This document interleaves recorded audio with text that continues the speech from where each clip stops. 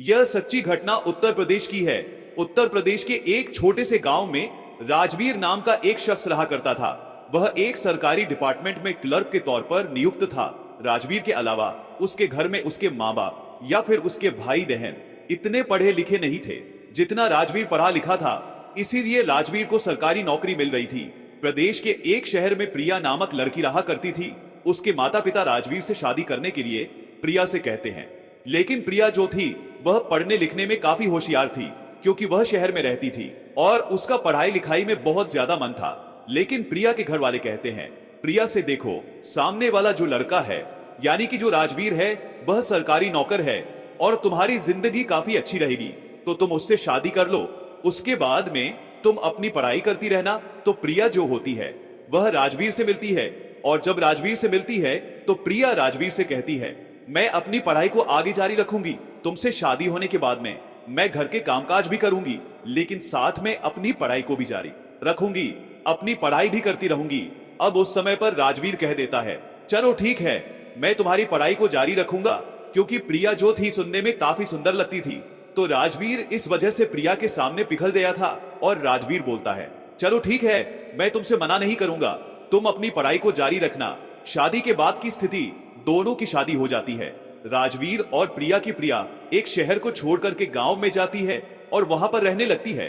जब प्रिया गांव में जाती है, जब प्रिया गांव, तो राजवीर के माँ बाप जो है वह प्रिया को पढ़ने लिखने के लिए मना करते हैं और प्रिया से कहते हैं, तुम अब पढ़ लिख करके क्या करोगी, तुम्हारी शादी तो हो ही गई है, अब तुम्हारे वैसे भी कुछ दिनों में बच्चे हो जाएंगे, तो उन पर ध्यान देना है, तुम्हें घर बार पर ध्यान देना है, तो तुम अपनी पढ़ाई मत करो, अब पढ़ाई को छोड़ो और घर के काम पर ध्यान दो। लेकिन प्रिया जो है वह मना करती है। वह कहती है, नहीं, मैं तो अपनी पढ़ाई को जारी रखूंगी और मैं अपनी पढ़ाई आगे इस तरीके से करती रहूंगी, लेकिन आपके जो घर के कामकाज हैं उनमें कभी मेरी पढ़ाई आड़े नहीं आएगी, कभी मेरी पढ़ाई इनमें बाधा नहीं बनेगी। मैं सबसे पहले आपके घर के काम करूंगी, उसके बाद मैं अपनी पढ़ाई करूंगी। लेकिन प्रिया के जो ससुराल वाले थे, यानी कि सास ससुर और देवर ननद जो थे, वह सभी लोग पढ़े लिखे नहीं थे, तो वह पढ़ाई लिखाई को ज्यादा अहमियत नहीं देते थे। वह फिर भी नहीं माने और प्रिया को बार बार टॉर्चर कर रहे थे। राजवीर जो था वह सरकारी नौकर था, इसीलिए राजवीर सुबह 8 बजे कुछ काम से घर से निकल जाता था और रात को 7 से 8 बजे घर में घुसा करता था, क्योंकि वह गांव में रहता था। लेकिन जहां पर उसकी नौकरी थी वह शहर था, तो वह गांव से अप डाउन करता था शहर के लिए, तो राजवीर शाम को आता था। लेकिन इसके बीच में जो प्रिया थी और जो प्रिया के ससुराल वाले थे, यानी कि जो राजवीर के घर वाले थे, इनमें आपस में लड़ाइयां हुआ करती थी, क्योंकि प्रिया पढ़ाई करती थी काम करने के बाद में, लेकिन प्रिया के जो ससुराल वाले थे वह उससे पढ़ाई के लिए मना करते थे। एक तरीके से हम यह बोल सकते हैं कि वह पढ़ाई और शिक्षा का विरोध करते थे और बार बार यही ताना दिया करते थे, प्रिया को पढ़ाई लिखाई करके अब क्या कलेक्टर बनेगी, अब क्या कलेक्टर बनेगी, इसी तरीके से उसको बार बार ताने दिया करते थे। यही चीज प्रिया के दिमाग में बैठ जाती है और प्रिया जो है वह फाइनली राजवीर से तलाक की बात करती है। राजवीर से तलाक की बात करती है। जब राजवीर से तलाक ले लेती है, उसके बाद में प्रिया अपने मायके में आकर के रहने लगती है और फिर जो है आईएएस की, यानी कि यूपीएससी की तैयारी करने लगती है। जब प्रिया यूपीएससी की तैयारी करती है तो भाग्य से वह यूपीएससी में सिलेक्ट हो जाती है। तलाक के 2 साल बाद जब प्रिया कलेक्टर बन जाती है तो उसको उसी डिपार्टमेंट में पोस्टिंग मिलती है जहां पर राजवीर क्लर्क के तौर पर काम कर रहा था। अब राजवीर जो होता वह क्लर्क था और प्रिया जो थी वहां पर 2 साल के बाद में कलेक्टर के तौर पर, यानी कि कलेक्टर के पद पर वहां पर जाती है। जब प्रिया ऑफिस पहुंचती है तो वह सफेद कार में होती है जिस पर आगे लिखा होता है कलेक्टर। ड्राइवर कार चला रहा होता है, पीछे प्रिया के साथ में 2 गनर बैठे होते हैं। जब प्रिया कार से उतरती है तो जितने भी लोग होते हैं उस ऑफिस के, वह सभी के सभी लोग जो हैं हाथ में गुलदस्ता लेकर के प्रिया को आमंत्रित करते हैं और बाहर आकर के प्रिया को करते हैं। उन्हीं सभी में से एक लड़का होता है जिसका नाम है राजवीर, जो कि प्रिया का एक्स हस्बैंड था। वह भी प्रिया को देखता है और प्रिया को देखने के बाद में नजरें नीचे झुका लेता है और चुपचाप से वहां पर खड़ा रहता है। प्रिया भी उसको देखती है और देखने के बाद नजरें झुकाकर हाथ में सभी के गुलदस्ते लेते हुए सीधे अंदर चली जाती है। सोच विचार जब अंदर जाती है, ऑफिस में जाकर बैठती है। ऑफिस में जब वह बैठती है तो उसको एक पीए मिलता है, यानी कि पर्सनल असिस्टेंट, और उस पर्सनल असिस्टेंट का नाम होता है रॉकी। रॉकी जो होता है वह प्रिया का पर्सनल असिस्टेंट होता है। वहां पर अब प्रिया ऑफिस के शीशे में से राजवीर को देखती रहती है और सोचती रहती है, 2 साल पहले यह मेरा पति था और आज मैं इसकी सीनियर बनकर इसके ही ऑफिस में बैठी हुई हूं। प्रिया इस तरीके की चीजों को सोचती रहती है। अब होता क्या है, रॉकी को प्रिया एक दिन बुलाती है और रॉकी से कहती है, एक काम कीजिए, ये जो राजवीर हैं इनके साथ इनके घर पर जाइए और पता लगाइए कि इनके घर में कौन कौन रहता है। अब रॉकी जो होता है वह अपनी बॉस प्रिया के कहने पर मान लेता है और राजवीर के घर पर जाता है। जब वो वहां पहुंचता है तो देखता है कि राजवीर एक अकेले कमरे में रह रहा होता है। राजवीर के साथ कोई भी नहीं होता, ना ही उसके मां बाप होते हैं, ना ही उसके भाई बहन और ना ही उसकी बीवी बच्चे। राजवीर के इस रहन सहन के बारे में रॉकी प्रिया को जानकारी देते हुए बताता है, मैम राजवीर अकेले ही एक रूम में रहता है, उसके साथ कोई भी नहीं है। जब प्रिया को यह बात पता चलती है तो उसे शक होता है, हो सकता है कि यह अकेले ही रह रहा हो और शायद इसने अभी तक शादी नहीं की हो। एक दिन प्रिया के ऑफिस में एक घटना घटित हो जाती है। दरअसल प्रिया के ऑफिस में एक बहुत ही पुराना अधिकारी होता है जिसका नाम है नितिन। अब नितिन वहां पर 2 नंबर के काम करता था, उसके पास सरकार की पावर थी, इसलिए वह गलत तरीकों से पैसा कमाता था। जितनी भी 2 नंबर की जमीनें होती थी, जितने भी फर्जी टेंडर पास होते थे, वह सब नितिन ही किया करता था। वह सामने वाली पार्टियों से मोटी रकम वसूला करता था। यह धंधा लगभग 7 से 8 साल से चल रहा था और जितने भी अधिकारी आते थे वे सभी नितिन के साथ हिस्सा लेते थे। कोई भी उसके काम में दखल नहीं देता था। लेकिन प्रिया अलग थी। जब प्रिया इस ऑफिस में आई तो उसे इन सब चीजों के बारे में पता चला। यह आदमी गरीबों की जमीनें हड़प है, इसको रोकना ही होगा। प्रिया नितिन के इस पूरे धंधे को चौपट कर देती है। अब कोई भी कागजात बिना प्रिया की अनुमति के आगे नहीं बढ़ता। नितिन जितनी भी साजिशें करता, प्रिया हर बार उसे रोक देती। इससे नितिन बहुत ज्यादा गुस्सा हो जाता है। अगले दिन जब नितिन ऑफिस आता है तो वह गुस्से में बड़बड़ आने लगता है। यह लड़की क्या समझती है, खुद को ऑफिस में नई आई है और हमें ही सिखाएगी। वह पीछे पीछे प्रिया को गालियां देने लगता है। राजवीर चुपचाप यह सब सुन रहा होता है। पहले वह सब कुछ अनसुना कर देता है, लेकिन जब बात हद से बाहर हो जाती है तो राजवीर नितिन को पकड़कर जोर से धक्का देता है और गुस्से में कहता है, अगर आज के बाद तुमने प्रिया मैम के बारे में कुछ भी उल्टा सीधा कहा तो मैं तुम्हें जान से मार दूंगा। स्टाफ के लोग यह देखकर चौंक जाते हैं। अब पूरे ऑफिस में अफवाहें उड़ने लगती है। आखिर राजवीर ने प्रिया मैम के लिए इतनी लड़ाई क्योंकि क्या इन दोनों के बीच कोई रिश्ता है? जब यह बात प्रिया तक पहुंचती है तो वह तुरंत रॉकी को बुलाती है, रॉकी जल्दी से जाओ और राजवीर को बुला लाओ। जब राजवीर प्रिया के ऑफिस में आता है तो प्रिया उसे गुस्से में डांट देती है, तुमने नितिन को क्यों मारा? तुम्हें पता भी है कि पूरे ऑफिस में कैसी कैसी बातें हो रही हैं। सबको लग रहा है कि हमारे बीच कोई रिश्ता है। लेकिन राजवीर चुपचाप खड़ा रहता है। जब बहुत देर तक प्रिया उसे सुनाती रहती है तो आखिर में राजवीर सिर्फ एक ही बात कहता है और ऑफिस से बाहर निकल जाता है। बेशक तुम मेरे घर और मेरी जिंदगी से जा चुकी हो, लेकिन मेरे दिल में आज भी हो। तुम्हारे बारे में कोई भी गलत बोलेगा तो मैं सहन नहीं कर सकता। अगर तुम्हें लगता है कि मैं तुम्हारी वजह से लड़ाई नहीं करूं तो तुम मुझे इस ऑफिस से निकाल सकती हो। इतना कहकर राजवीर ऑफिस से चला जाता है। अब प्रिया सोच में पड़ जाती है। उसकी आंखों से आंसू बहने लगते हैं। अगर उस दिन तलाक के वक्त अगर उस दिन उसने ऐसा कहा होता तो शायद हम आज अलग नहीं होते। प्रिया अपने आंसू पहुंचती है और चुपचाप अपनी कुर्सी पर बैठकर फिर से काम में लग जाती है। अगले दिन सुबह 10 बजे रॉकी प्रिया के ऑफिस में आता है और कहता है, मैम हमारे शहर में कल कैबिनेट मंत्री आने वाले हैं, इसके लिए हमें आज ही सारी तैयारियां करनी होंगी। अब प्रिया फौरन अलर्ट हो जाती है। वह खुद बाहर जाकर पूरे रोड का दौरा करती है, हर चीज की निगरानी रखती है ताकि अगले दिन कोई भी गड़बड़ ना हो।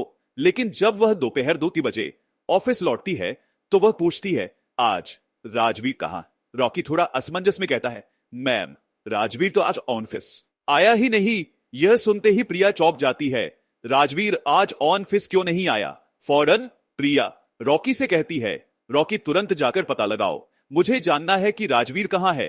अब रॉकी ऑफिस का सारा काम खत्म करके रात 8 बजे राजवीर के घर की तरफ निकल पड़ता है।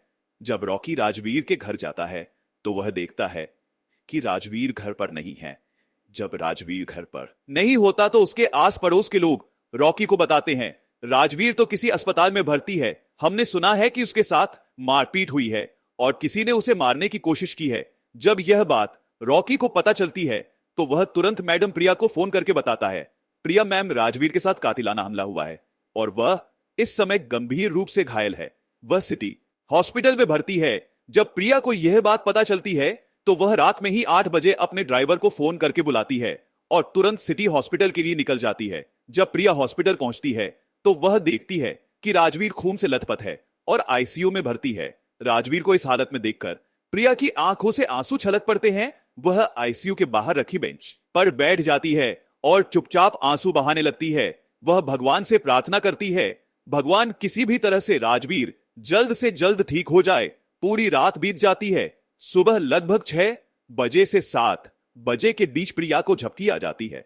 वह उसी बेंच पर सो जाती है। जब उसकी आंख खुलती है तो सुबह के 11 बजे चुके होते हैं।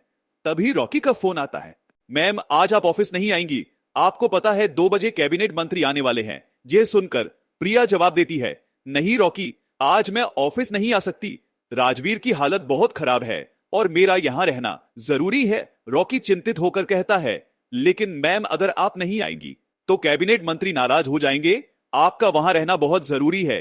आप वरिष्ठ अधिकारी हैं और आपकी उपस्थिति सबसे महत्वपूर्ण है।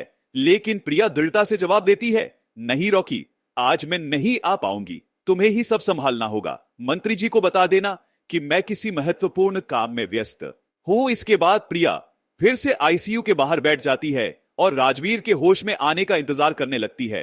राजवीर के सही होने की दुआएं करती है। उसी दिन शाम को लगभग 5:30 पर आईसीयू के बाहर डॉक्टर निकल कर आते हैं। बेंच पर बैठी प्रिया से कहते हैं, मैम अब राजवीर खतरे से बाहर है, आप उससे जाकर मिल सकती हैं। डॉक्टर की यह बात सुनकर प्रिया भागते हुए आईसीयू के अंदर जाती है और राजवीर से मिलती है। राजवीर को देखकर वह भावुक हो जाती है और रोने लगती है। फिर चुपचाप बैठकर उसे देखने लगती है। थोड़ी देर बाद रॉकी का फोन आता है।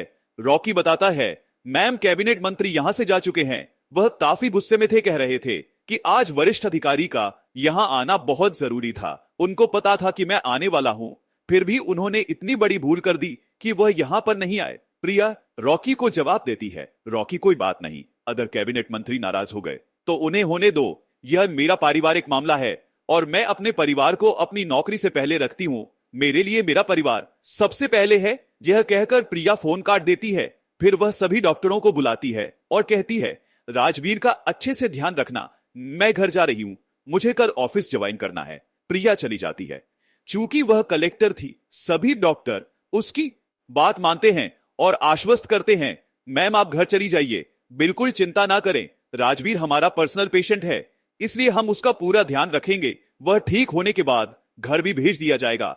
डॉक्टरों की बात सुनकर प्रिया घर चली जाती है। अगले दिन प्रिया ऑफिस ज्वाइन करती है। ऑफिस में बहुत काम होता है क्योंकि वह कई दिनों से अनुपस्थित थी। अगले 2-3 दिन तक वह बेहद व्यस्त रहती है, इसलिए उसका ध्यान राजवीर की ओर नहीं जा पाता। 3 दिन बाद जब ऑफिस का काम थोड़ा कम हो जाता है तो शाम को वह ड्राइवर से कहती है, गाड़ी निकालो, हमें राजवीर के घर जाना है। रॉकी और ड्राइवर के साथ वह राजवीर के घर पहुंचती है। वहां जाकर देखती है कि राजवीर एक छोटे से कमरे में बेड पर लेटा हुआ है। उसके पास एक टेबल पर दवाइयां रखी हैं। यह देखकर प्रिया की आंख भर आती हैं। राजवीर के पूरे शरीर पर पट्टियां बंधी होती हैं क्योंकि उसके घाव अभी पूरी तरह से नहीं सूखे थे। दुश्मनों ने उसे कई जगह चोट पहुंचाई थी। प्रिया धीरे से उसके पास जाकर कुर्सी पर बैठ जाती है और पूछती है, तुम्हारे साथ यह हादसा कैसे हुआ? राजवीर और प्रिया काफी देर तक बातें करते हैं। फिर प्रिया पूछती है, तुम अकेले क्यों रह रहे हो? मां बाप कहां गए? भाई बहन कहां है? बीवी बच्चे कहां है? राजवीर उदास स्वर में जवाब देता है, मां बाप तो गुजर गए और मैंने अभी तक शादी नहीं की, इसीलिए बीवी बच्चे भी नहीं है। कुछ देर चुप्पी छा जाती है। फिर राजवीर धीरे से पूछता है, और तुमने शादी कर ली? प्रिया सिर झुकाकर कहती है, नहीं, मैंने अभी तक शादी नहीं की। राजवीर यह सुनकर आश्चर्य में पड़ जाता है और पूछता है, क्यों? प्रिया गहरी सांस लेती है और कहती है, मैं तो तुमसे तलाक लेना ही नहीं चाहती थी, मैं तो बस तुम्हारे साथ रहकर पढ़ाई करना चाहती थी ताकि अपने लक्ष्य तक पहुंच सकूं। लेकिन तुम्हारे मां बाप मुझे बहुत टॉर्चर करते थे। तुम तो सुबह चले जाते थे और शाम को लौटते थे, लेकिन पूरे दिन मुझे ताने सुनने को मिलते थे। मैं पढ़ाई नहीं कर पाती थी, इसीलिए मजबूरी में मुझसे यह फैसला लेना पड़ा। प्रिया कि आंखों में आंसू आ जाते हैं। वह आगे कहती है, तुमने जो मुझे तलाक पेपर भेजे थे, मैंने उन पर साइन नहीं किए थे। मैंने उन पर साइन नहीं किए थे। मैं उन्हें अपने पास रख लिया था। मेरे पिताजी और माँ बाप ने बहुत समझाया कि साइन कर दो, हम तुम्हारी दूसरी शादी करा देंगे, लेकिन मैंने मना कर दिया। मैंने कहा जब मैं कलेक्टर बन जाऊंगी तभी राजवीर से और उसके परिवार वालों से मिलूंगी। इस तरीके से प्रिया जो है राजवीर को पूरी कहानी बताती है। जब राजवीर यह सुनता है तो उसकी आंखों से आंसू आने लगते हैं और वह कहता है, तुमने अच्छा किया कि पेपर पर साइन नहीं किए। अगर तुमने पेपर पर साइन कर दिए होते तो हो सकता था कि तुम्हारे पिताजी तुम्हारी कहीं और शादी कर देते। तो प्रिया बोलती है, मैं तुम्हें पहले भी प्यार करती थी और मैं तुम्हें अब भी प्यार करती हूं, लेकिन मुझे यह चीज बहुत ज्यादा बुरी लगी कि तुमने मेरा बिल्कुल भी साथ नहीं दिया। फिर राजवीर कहता है, मुझे बताओ प्रिया, मैं क्या करता? एक तरफ मेरे माँ बाप थे और एक तरफ तुम थी, मैं किसको चुनता? हालांकि मैं तुम्हारी शिक्षा को लेकर, तुम्हारी पढ़ाई लिखाई को लेकर बिल्कुल भी खिलाफ नहीं था, लेकिन मैं